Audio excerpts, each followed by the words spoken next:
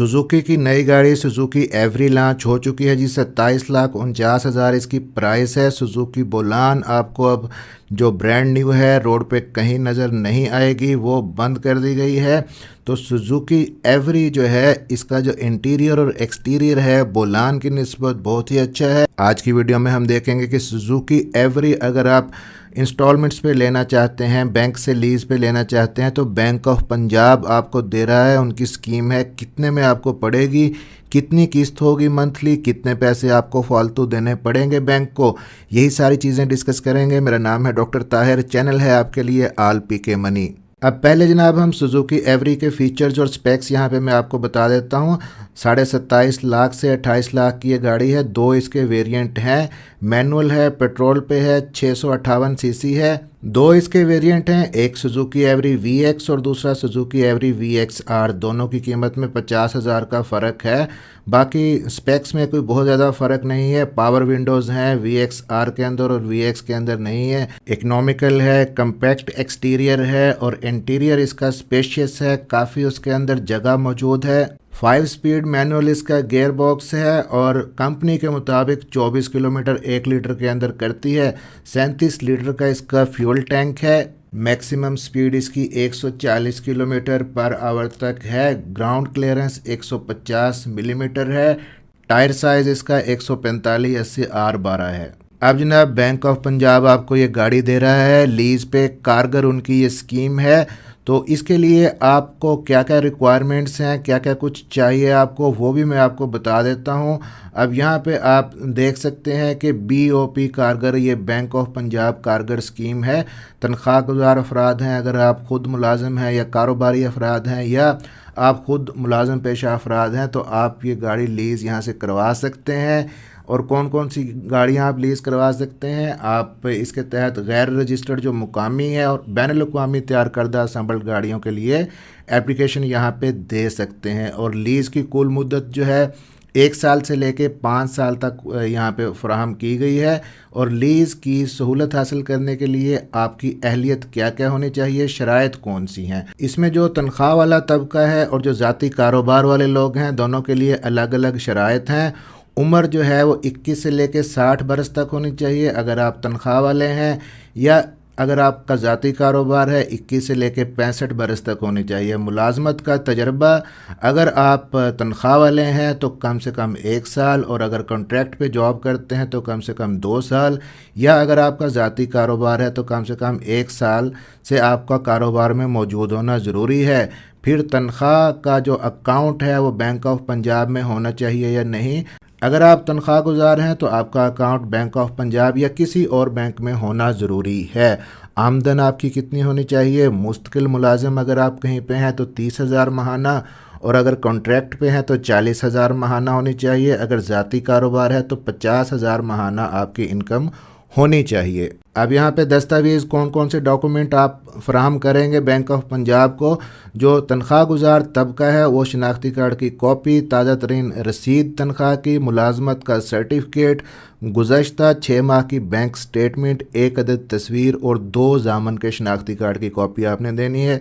अगर आप कारोबारी आदमी हैं तो भी शनाख्ती कार्ड की कॉपी, 6 माह की बैंक स्टेटमेंट, कारोबार आपका जो ज़ाती है कि नहीं है, 2 जामन के शनाख्ती कार्ड की कॉपी और 1 अदद तस्वीर और कारोबारी सबूत आपने फराहम करना है।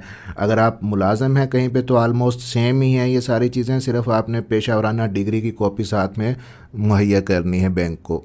अब यहाँ पे जी माहाना किस्त आपको हर माह की 5 तारीख को या इससे पहले अदा कर देनी होती है बैंक ऑफ पंजाब के अंदर।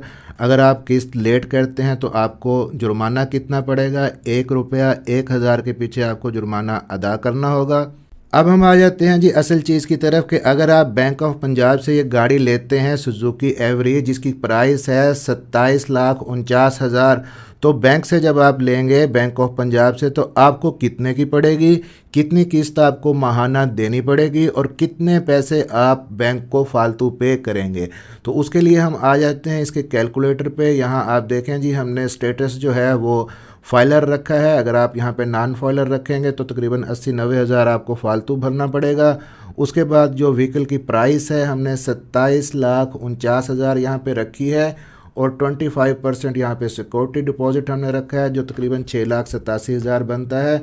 और मार्कअप रेट जो है वो हमने यहाँ पे 18% रखा है। और इंश्योरेंस जो है वो 2.75% 2.75% जो कि तकरीबन 75,000 आपकी इंश्योरेंस बनती है। और साथ में हमने 5 साल टेन्योर रखा है कि 5 साल के लिए अगर आप लीज पे लेना चाहते हैं तो फिर ये सारा हिसाब किताब करके आपको कितने की पड़ेगी।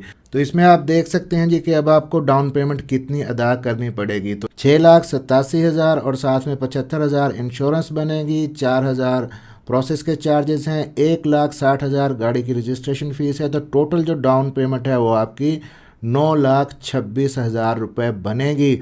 और माहाना किस्त आपको कितनी देनी होगी अगर आप 5 साल के लिए ये मुद्दत सेलेक्ट करते हैं तो वो बनेगी जी 52,000 52,000। अब ज़रा हम कैलकुलेटर निकालते हैं और कैलकुलेट करके देखते हैं कि हमें बैंक को कितने पैसे फालतू देने पड़ेंगे अगर हम 5 साल के लिए गाड़ी लीज पे लेते हैं। तो 52,000 किस्त है और 60 किस्तें हमने यहाँ पे देनी है। इसको हम 60 से मल्टीप्लाई करेंगे, 31,41,000 तकरीबन बनेगा। अब इसमें जो डाउन पेमेंट आपने दी थी वो भी आप जमा करें तो ये जो रकम बनेगी 40 लाख तकरीबन बनेगी।